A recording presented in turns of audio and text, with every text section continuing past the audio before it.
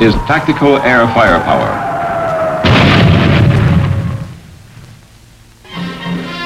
It was born in World War I. It was immediately effective.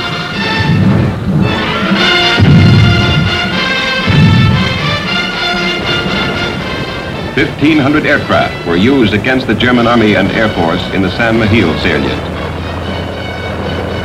This unique use of tactical air firepower was devastating. 16,000 Germans surrendered, and the salient was destroyed as an enemy strong point.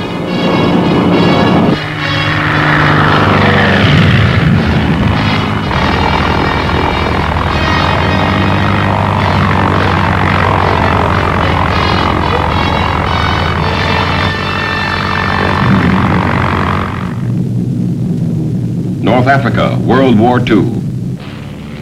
Greatly improved fighters and fighter bombers smashed targets in close support of ground forces. Controlled by ground commanders down to division and corps level, tactical aircraft were employed chiefly against immediate objectives of individual ground units. Enemy airfields, supply lines, and communications were only occasional targets. This uncoordinated use of tactical air firepower assisted the advance of a few surface forces, but was unsuccessful in speeding the movement of the overall Allied force, which suffered constant attack from German aircraft. A new doctrine, established jointly by Allied military leaders, placed all air forces under the control of a highly placed air commander. This enabled massing tactical air firepower for use where and when it was most needed.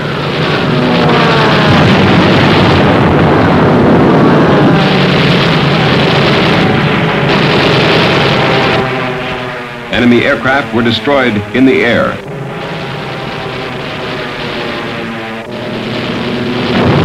On the ground, far behind the lines.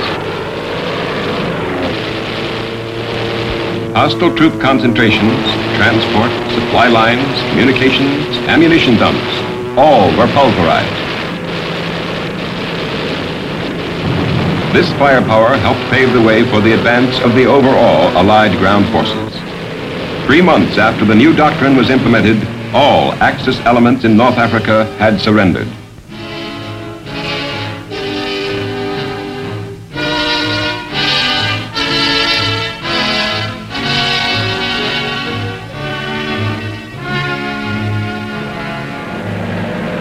The new doctrine was further proved in Sicily and Italy. Pre-invasion bombing and strafing destroyed or drove out 50% of Axis aircraft, providing air superiority before the invasion by ground forces. Tactical air firepower was further used to isolate the battlefield and in close air support of ground operations.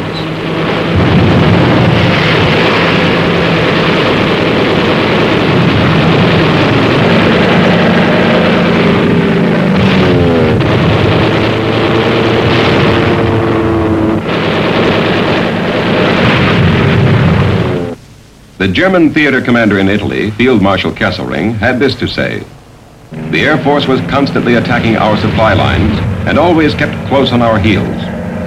If the Anglo-American air forces had not been in Tunisia, Sicily, and Italy, the German forces would never have retreated there."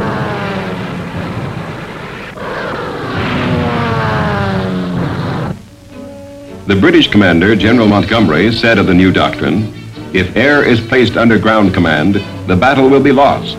The greatest asset of air power is its flexibility." General von Senger, commander of the German 14th Corps in Italy, spoke of his retreat across the Po River.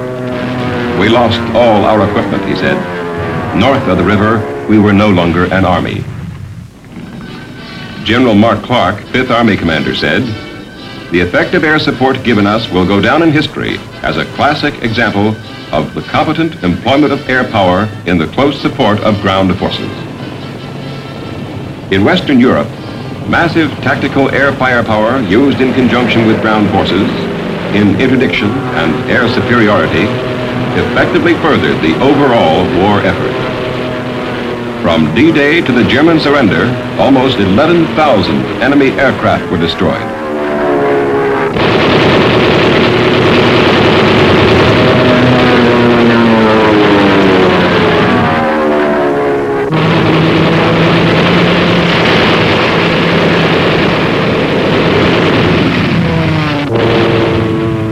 over 60,000 vehicles smashed, 4,500 tanks and armored vehicles, 43,000 railroad cars, bridges, 360 of them, gun emplacements, 11,000 buildings flattened.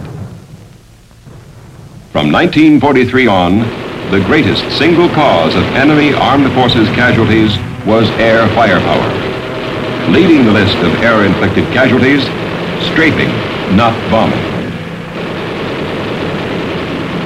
An outstanding example of command and control of tactical air firepower was the covering of General Patton's Third Army right flank. So effective was the devastating firepower of the 19th Tactical Air Command that 19,000 Germans surrendered without opposing Patton's ground forces.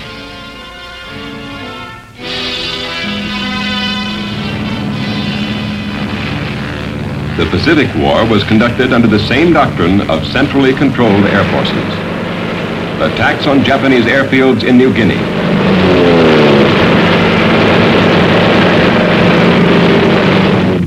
the bombing of bases in the Bismarck Archipelago,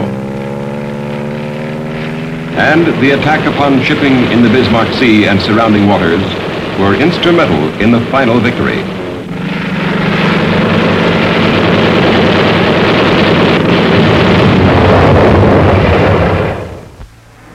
The Korean War clearly emphasized that the element of speed was to play an important role in further tactical operations. Speed became necessary to survive not only enemy air fighters, but enemy ground defenses as well. Conventional fighters like the P-51 suffered higher losses because of enemy ground fire while performing the close support mission than jet aircraft with their greater speed, range, and payload.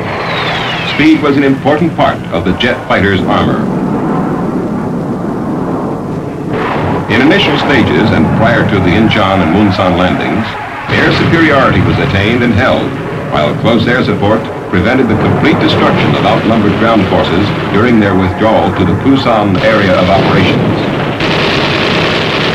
The late General Walton Walker, who lost his life while commanding the 8th Army and the United Nations forces in Korea, said, "No commander ever had better air support than has been furnished by the 5th Air Force. If it had not been for the air support we received, we would not have been able to stay in Korea."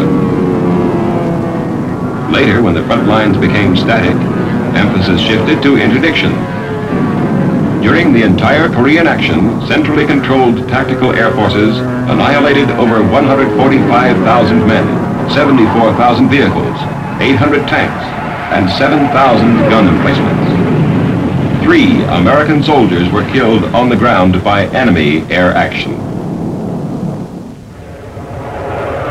Tactical fighters capable of maneuvering at sub and supersonic speeds can strike several targets with pinpoint accuracy on a single mission.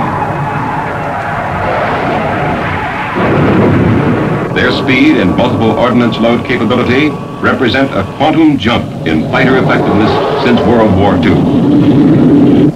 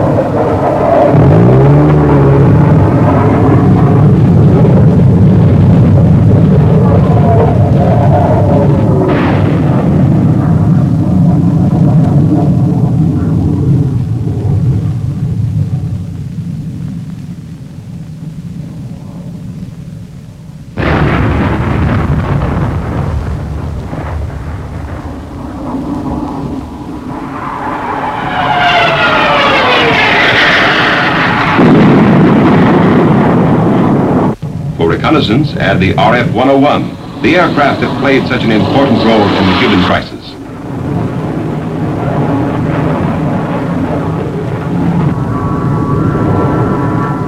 Speed will continue to be of the utmost importance in tactical fighter operations. High speed and effective tactics still provide the best means for a fighter aircraft to defend against air and ground defenses.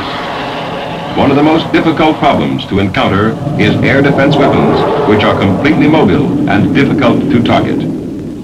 Future developments will make the relation of speed to survivability even more important. Air Force aircraft must deliver the greatest possible firepower in the shortest possible time.